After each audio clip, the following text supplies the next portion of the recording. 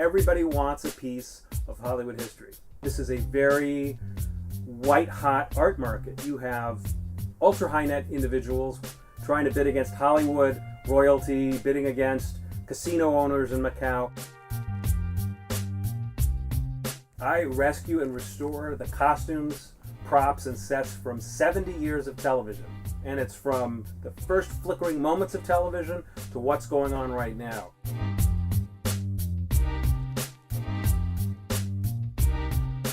This door from Cheers, we actually acquired the entire set from CBS. It took 25 years to make this happen. One of my favorite pieces, because it's so cool, is this car from Knight Rider. It was called Kit Car, and you might remember the car doing these incredible jump stunts every episode. Well, at some point, the TV networks thought, this is insane. We're not going to crash 12 new cars every episode. So they created this scaled down version, which was called the Jumper Car. Savings, $17,000 a shot. I think we'd all agree on what are the great classic shows. I Love Lucy, Star Trek, shows like that.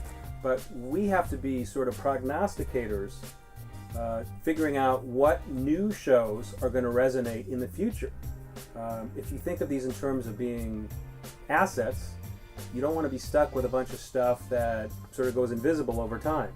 So a lot of my time is spent thinking, Breaking Bad, is that a brand that's going to endure? How about Mad Men? And my answer to both would be hell yes. I have pieces in this collection that have gone up 10 times in value. I also have pieces in this collection that have gone up 10,000 times in value. It wasn't that many years ago that you could buy a Batman and Robin costume together for, say, $10,000. Now, if you could get them, it would be closer to $1 million. But when I was starting, it had no value. In fact, if you showed up at a studio with a truck and they were going to dump it, they'd be happy to give it to you.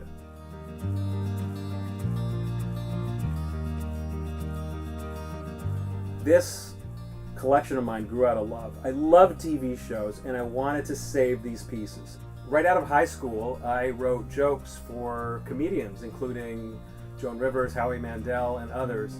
And so I had access to these TV lots, and I'd walk around and I would recognize things on the shelf. Look, there's Genie's bottle, and there's Herman Munster's head. And I thought, they deserve a better fate than just rotting in studio warehouses.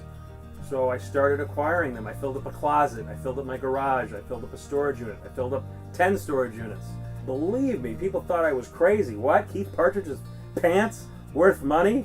Take your meds. It was an insane concept, but I thought, okay, I feel this on a cellular level. These are our screen heroes. These objects will trend up in art market value, cultural value, iconic value, and so I waited and waited, and now it's a very lucrative art market and business. We have been working to create a museum destination where people can sort of have this reunion with these TV shows and characters and genres and eras. In some ways, these are not just TV characters, they're sort of members of the extended family. So we do have an emotional bond with these characters, and by extension, their costumes and props.